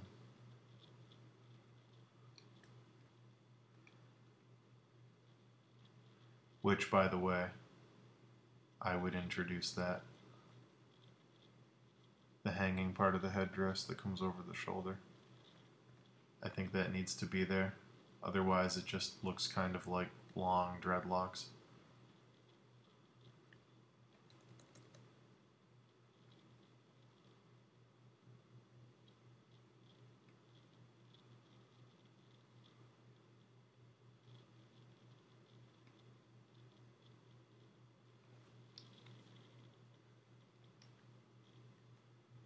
So, alright.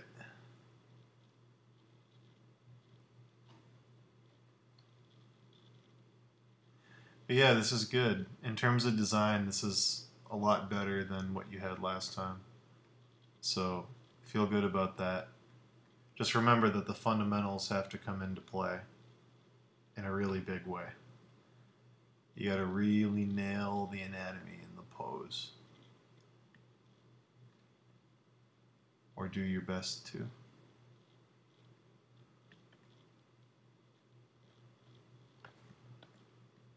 Now, as for the ankh, I'm going to make the circle on the top much bigger.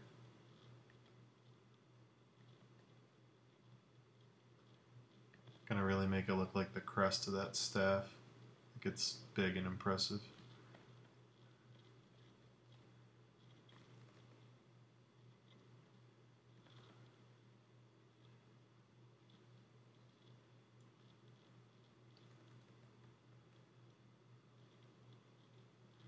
You can put all kinds of carvings in this if you want to. I'm just going to scribble. But yeah, plenty of opportunities there to work in some gold work and stuff like that.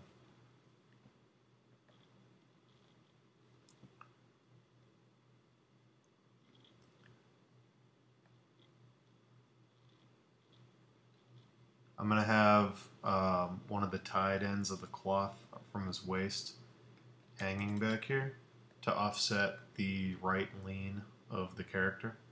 Just a little more of a counter diagonal. The staff is kind of serving as one, but I'm going to add a little bit more down here.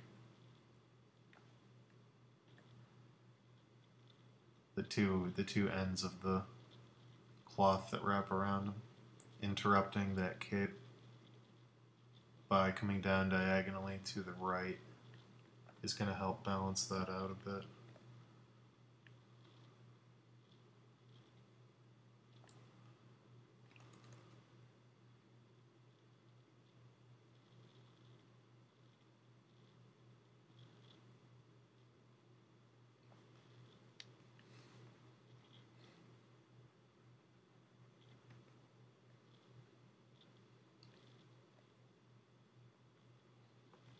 But anyway, that's really probably it for this, for my feedback on it.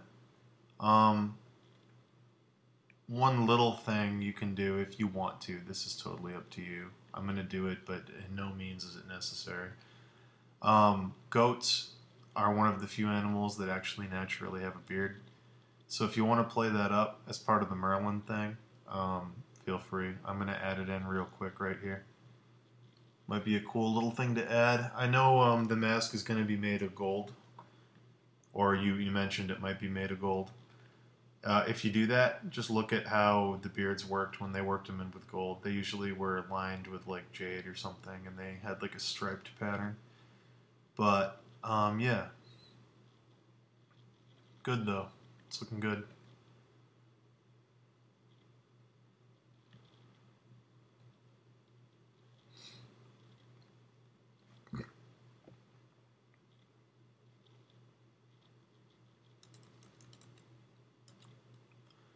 It's looking good.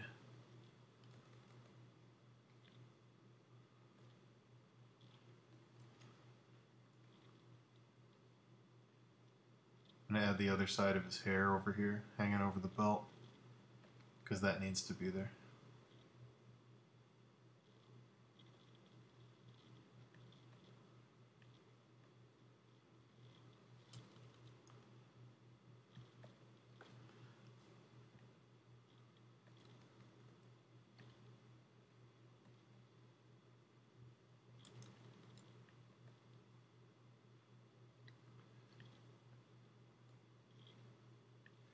Anyway, moving on to Milan now.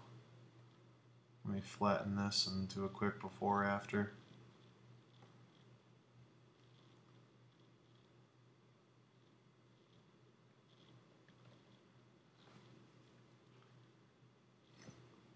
And again, for future reference, the tighter you can give me your sketches, the better a crit I can give you, because I'll be spending less time cleaning up mistakes. So please, try to give me something polished. So there's my crit. There's my before and after. Changed a bunch of stuff. Left some other things. One last thing. I know I always say one last thing, and then I do another 5 things. Having these be squares doesn't really work with the design. These hanging bits. It would work a lot better if they had a slight curve to kind of mirror that shape I put into the cape. Just having them be boxes doesn't really work. They seem a little unnatural there as rectangles.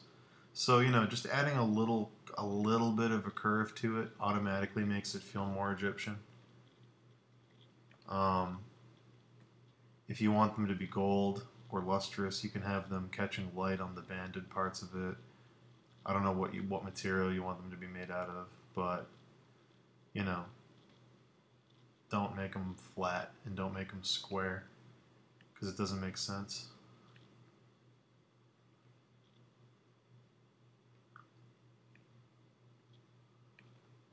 But yeah.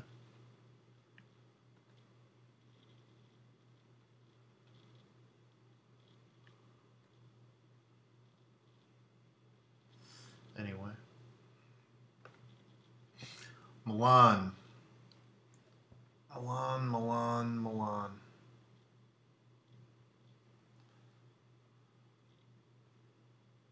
Save as. Mentoring. Taught us Merlin.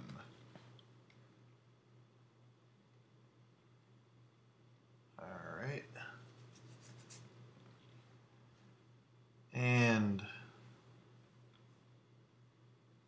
let's look at some work from... Alright, before we look at Milan's work, one thing I wanted to mention, I wanted to make sure I mentioned this. First off, on PTIM, really good job on your Arthur. I would change the face to make him not look so evil. He's got this very antagonistic Russian face right now. He looks like a cartoon of Russian bad guys. Get rid of that. Make him look younger, make him look more noble. Right now he just kind of looks like, you know, he's going to ride in and pillage, and, you know, he's an overlord of the North, and it's just kind of evil. He looks like a bad guy. So, I like your Merlin sketches. I want to see them pushed a bit farther before I comment on them, though. Okay.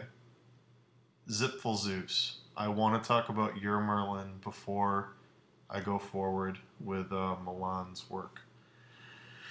So, I'm not going to do a paint over. I just want to talk about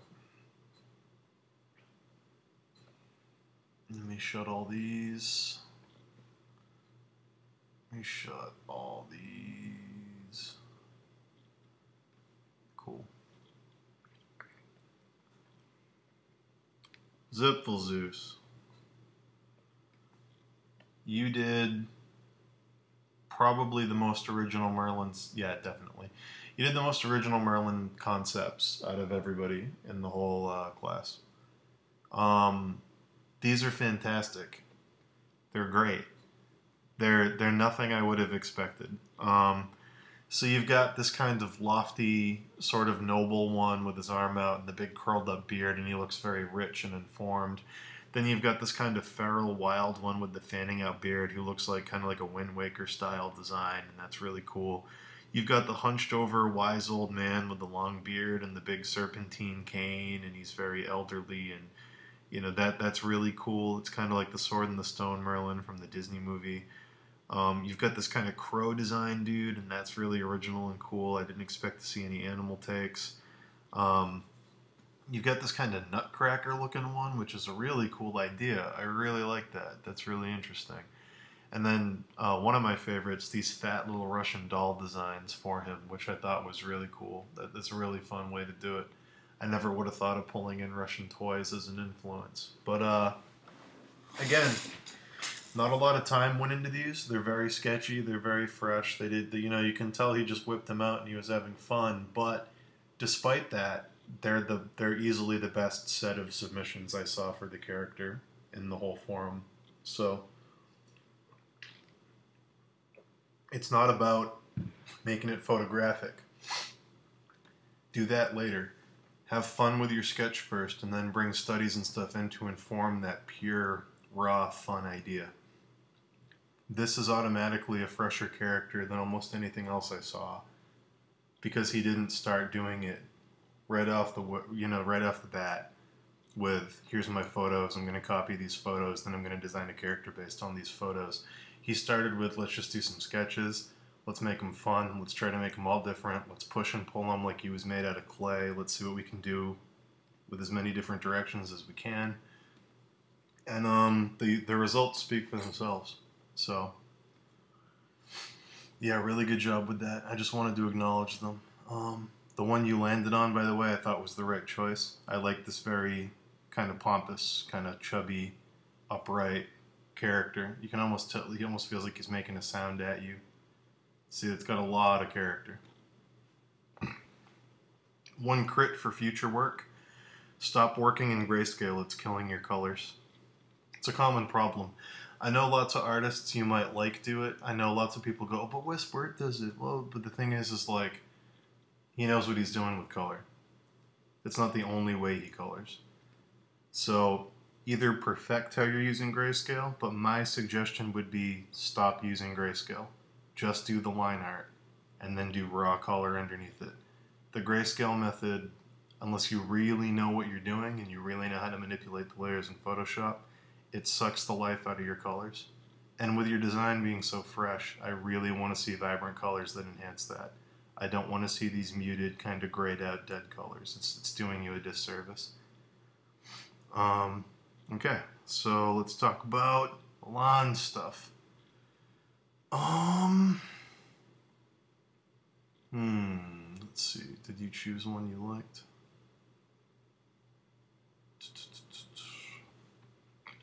Well, anyway. I don't have a lot to say about yours, Milan, which is good. Which is really good. Yeah. So, you're going to have to look at my cursor while I talk about this. I'm going to talk about them individually. I'm going to start with number 4.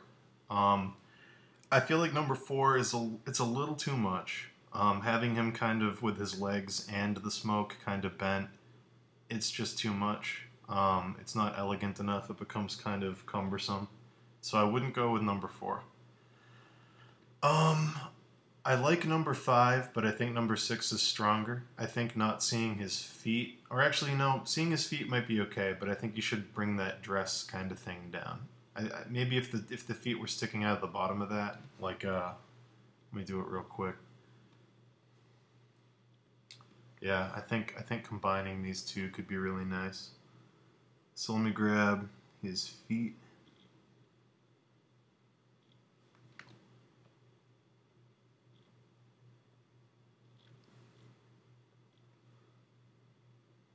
Yeah, if you had his feet like sticking out over here, I think that could be really cool. I like the longer cloth idea. They could be baggy pants though. It doesn't have to be long cloth. Could easily be baggy pants. In fact, it probably should be baggy pants. But, you know, I think that works cool. I like the way that looks. Little cleft in the middle for where the pant legs separate, maybe.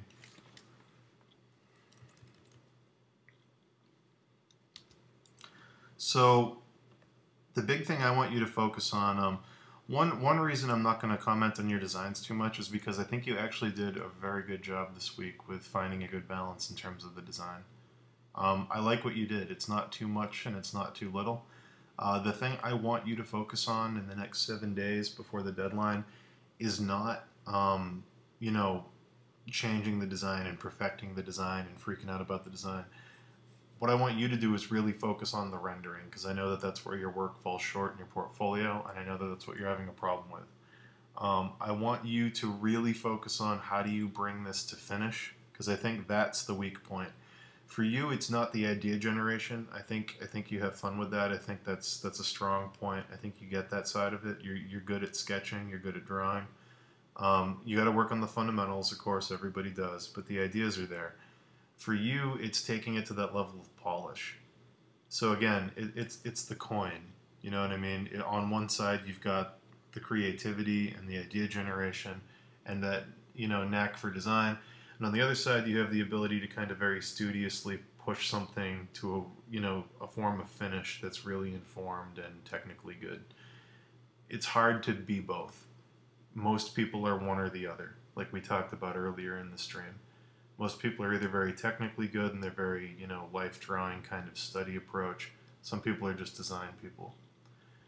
But yeah, so you got to find that balance. You're much more of a design person, so you got to focus on those fundamentals. Thomas is more of a fundamental guy, so he's got to focus on those designs. Everybody's somewhere between those two polar opposites, so you gotta find that sweet spot. So I would say that for me, I think you should either do number 2 or number 6. I like them both so much, I'm not sure which one I would choose. One thing you might be able to do, hold on.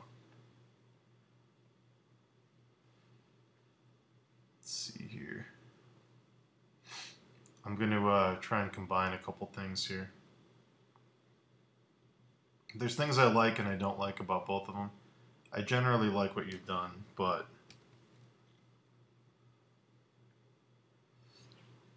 I just want to look at a couple options of how to mix the two.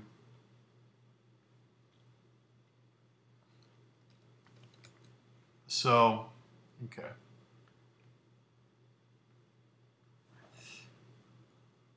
So one thing I really like,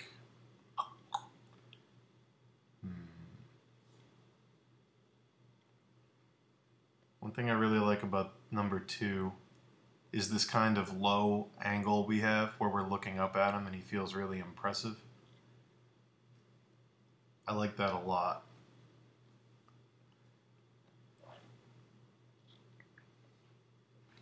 I'm blowing this up so it's going to look like crap.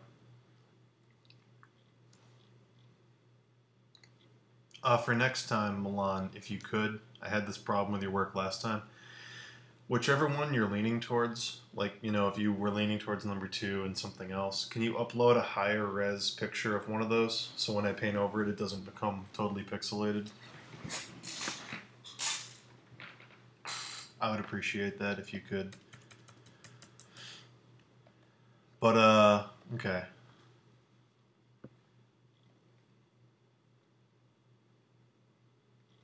I'm going to try and combine a couple things here. We'll see if it works. It might not work, but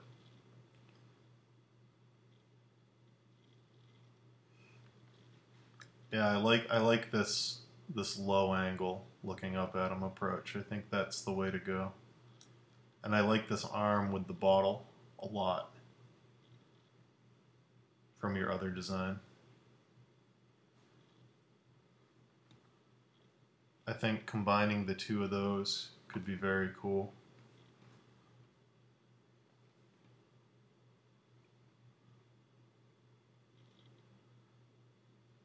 Something like that.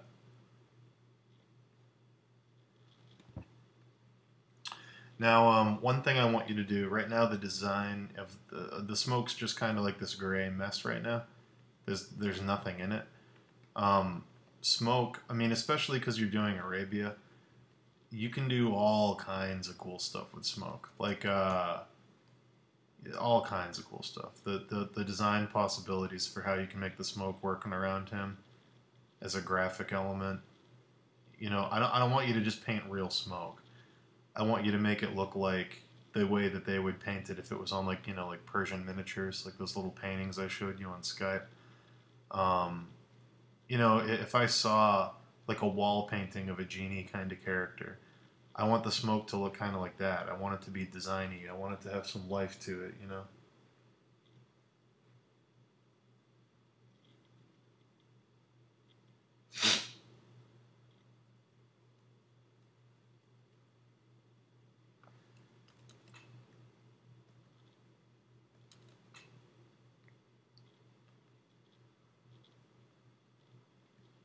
So,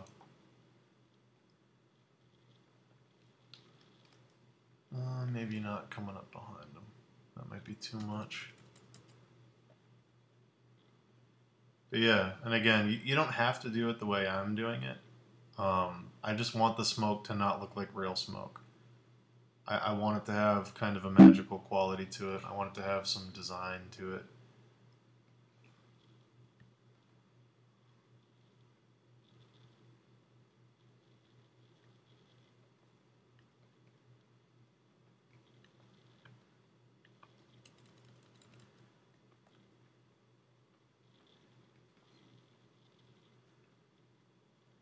I mean, there is one weird thing. He's holding his own bottle, but I don't think it's not that big of a deal. I mean, honestly, I'm not going to call foul on that.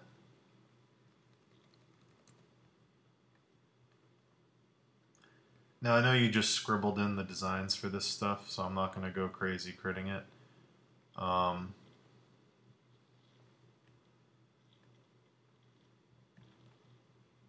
I just think that for you, I would composite the two general ideas you had for the genie guy.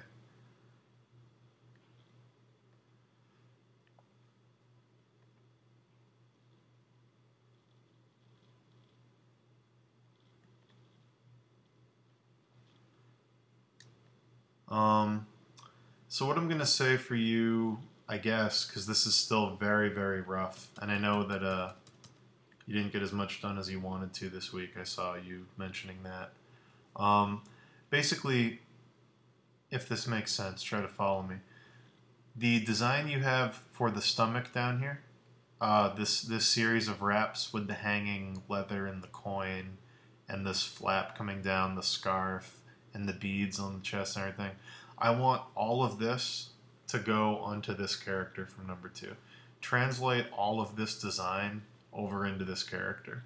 I want all that to come over. Keep the head and the beard the way you have it here. Keep the hair the way you have it here. It works better this way. But make sure that all this stuff that you have kind of penciled in over here comes over into this design. It works really well, and I want it to be there. I'm not going to crit this much more until you tighten it up. If you get this tighter, which, it is going to be due in 7 days, so if you tighten this up significantly by Wednesday, contact me, and I will give you a paint over and another crit, because I want to give you feedback as much as I can to help. So finish it some more. I'll take another look at it when it's a little more complete. But for right now, I think you're on the right track. Just, merge those two designs. I think it's going to work really well. But yeah, show it to me when it's a bit more done, and I will give you some more feedback. But for now, I think it's really good. One thing you want to do, make sure the eyes are looking at us when you paint him. They're not really chiseled in right now, so I'm not going to go in and bother painting it. But because everything's turned to the right, again, you want to watch out for parallel motion. Have the eyes looking at us. If his eyes are looking to the right with his whole body turned to the right, it's going to be very boring. It's not going to engage us. It's going to lead us off the page. But if he's, turned to the right and he has this, hand ominously making that bottle float in the air, and his head's tilted up like it is, which is a powerful pose, and the eyes are turned down at us, that's going to be very powerful and domineering. It's going to work really, really well for the design. It's going to work well as a concept too, because it's going to make him feel very powerful and very above us, like this very looming, powerful figure. But yeah, that's all I got to say about that. I'd love to see it more done, but that's really my only crit is do a little more work on it. But everybody really much better job this round. There's other work in here I didn't get a chance to talk about. I'll try to offer some feedback for it on the forums. I'm sorry if I didn't get to you. A lot of people are doing this class, which is great, but try to understand I just don't have time. I'll mention what I can and give feedback where I can to help. But yeah, really good stuff all around. I hope this was helpful to all of you, not just the people taking the class. And I'll pop on Wednesday, halfway through the week, as I usually do, to offer feedback as we go into the final push to get the character done. Make sure this one's better than Arthur. Every character should be better. This should be significantly more finished than the last one. And then the next one is, I think, going to be the hardest. The last character, I think, is going to be easy. The next one's going to be the hardest. So really have fun with Merlin. Then we're going to move on to Morgan, and all of you hate drawing women. I know you all do, because I've seen all your sketchbooks on the forums. It's going to be tough. So really enjoy this one, and then we're going to go into hell. And I'm going to crit the shit out of you on the female form, and it's going to be horrible. So have fun, and have a good week, and really good stuff. And I'll talk to you guys soon. This will be on YouTube and the forums by tomorrow night. Bye.